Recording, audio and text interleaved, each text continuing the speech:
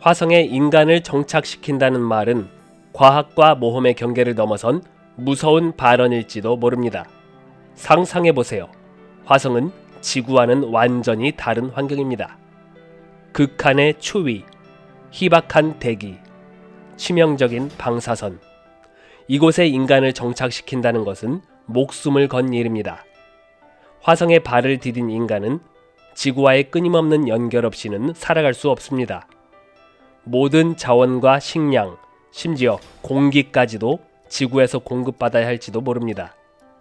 이것은 지구와 화성 간에 끊임없는 복잡한 물류 시스템이 구축되어야 하는데, 만약 이 공급 시스템에 문제가 생긴다면 화성에 정착한 인간은 떼죽음을 당할 수도 있습니다. 또한 화성에 사는 인간은 지구와 완전히 다른 환경에서 적응해야 합니다. 화성의 중력은 지구의 약 38%에 불과해서 인간의 근육과 뼈, 심지어 심장에도 영향을 미칠 것입니다. 우리는 이 무서운 도전 과제에 대해 심도 있는 고민과 준비가 필요할 것입니다.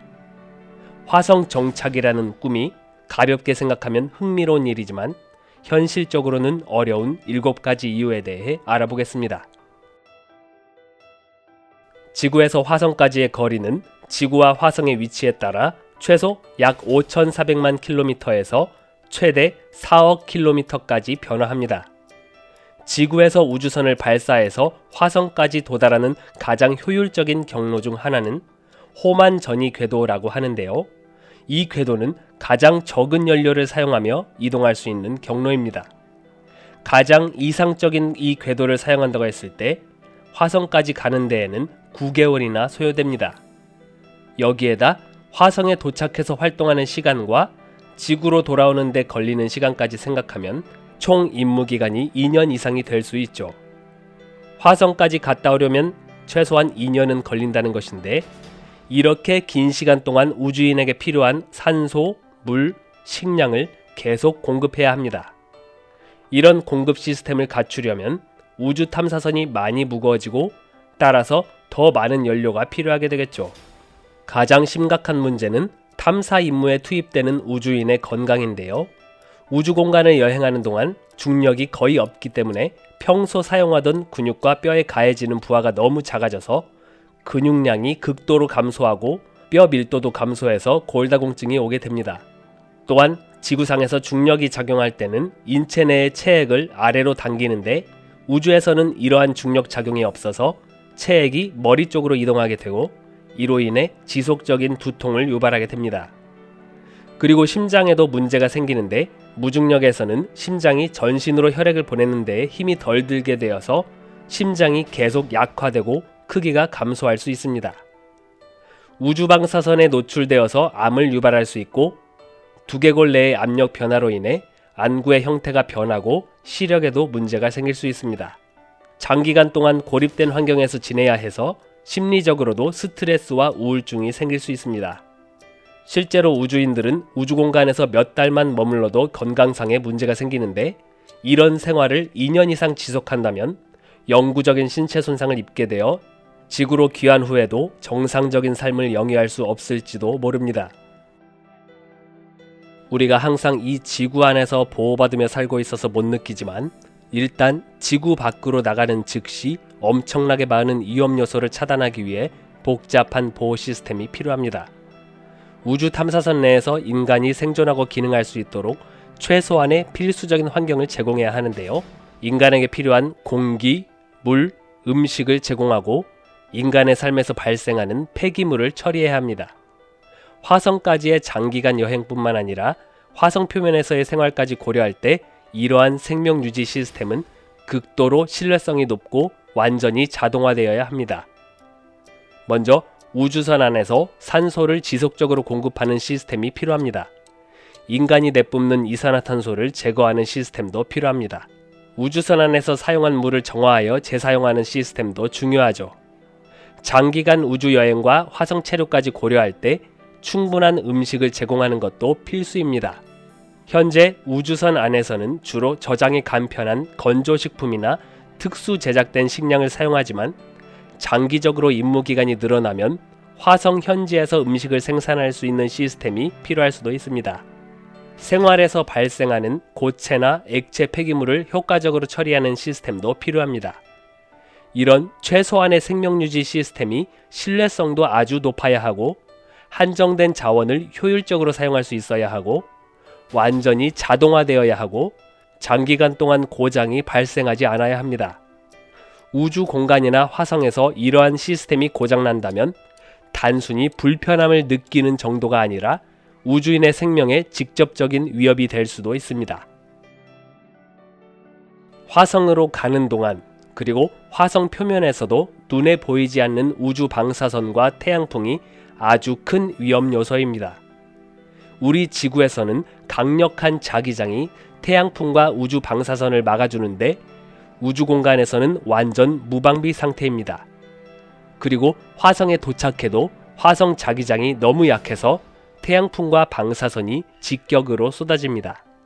태양풍과 방사선에 조금만 노출되어도 신체 DNA를 손상시켜서 세포 변이를 유발하고 암이 발생할 수 있습니다. 뇌세포가 손상되어 다양한 신경학적 문제를 일으키고 죽음에 이를 수 있죠.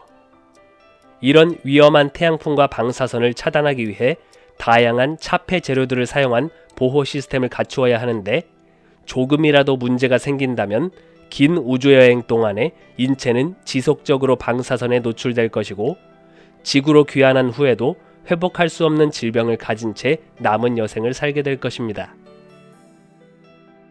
여러분이 지구를 떠나 수천만 킬로미터 떨어진 화성까지 가는 동안 가족, 친구들과 떨어진 상태로 장기간 고립된다고 생각해 봅시다. 인간은 사회적 상호작용을 제대로 못하면 우울증과 불안 증세로 심각한 심리적 문제가 생깁니다. 분명히 우주여행 중에 정신적 이상 증세를 겪게 될 것입니다. 화성까지 가는 동안 그리고 화성에서 지내는 기간과 지구로 귀환하는 동안에도 매우 제한된 생활 공간 내에서 살아가야 합니다. 우주여행 중 위급 상황이 생기지 않도록 여러 연구팀이 계속 우주인의 상황을 모니터링해야 하기 때문에 개인의 사생활도 잘 보장되지 않고 단조로운 일상이 반복되는 데다가 활동 반경이 극단적으로 제약됩니다. 이것은 우주인에게 정신적으로 엄청난 스트레스를 주게 되죠. 화성까지 다녀오는 동안 주어진 임무를 성공적으로 수행해야 함과 동시에 자신의 생존이 걸린 중요한 작업들을 수행해야 하니 정신적 압박도 엄청날 겁니다. 그리고 지구와 화성 사이의 거리 때문에 지구와의 의사소통에는 최소 몇 분에서 최대 몇십 분의 딜레이가 발생하게 됩니다. 영화 주토피아에서 나무늘보와 의사소통하는 답답함을 느껴보겠습니다. 반가워. 유. 있지 플래시? 내 친구하고도 인사해. 주디 옵스 순경입니다. 일할만해요? 내가 하는 일이 딱이죠? 적성에 잘 이렇게 의사소통에 몇 초만 지연이 생겨도 너무 답답하죠. 화성과 지구 사이의 소통 지연으로 인한 스트레스는 상상을 초월할 것입니다. 또한 이런 제약은 응급 상황 시에 신속한 지원을 받는 것도 어렵다는 뜻이 되죠. 이렇게 극도로 힘든 환경에서 임무를 수행하는데 함께 우주인으로 선발된 다른 팀원과 사이가 안 좋아진다면 어떨까요? 군대에서 사악한 선임만 잘못 만나도 죽을 맛인데 우주 공간에서 한정된 우주선 내에서 나와 안 맞는 성격의 팀원을 만난다면 진짜 지옥일 것입니다. 화성은 그래도 지구와 가까운 행성이라 대충 지낼 만한 곳이라고 착각할 수도 있는데요. 생각보다 혹독한 환경을 가지고 있습니다. 화성의 평균 온도는 섭씨 영하 63도 정도로 지구보다 훨씬 춥습니다. 그리고 낮과 밤의 온도 차이도 너무 크고 화성에서 연중 가장 추운 지점은 섭씨 영하 140도까지 내려갑니다. 대기는 지구에 비해 너무 얇아서 기압이 지구의 157분의 1밖에 안 됩니다. 그나마 희박하게 있는 대기의 구성 성분은 주로 이산화탄소로 되어 있습니다. 너무 낮은 기압 때문에 우주복에 작은 구멍이라도 생긴다면 즉시 호흡할 수 있는 공기가 순식간에 다 빠져나가 버리고 금방 사망에 이르게 될 것입니다.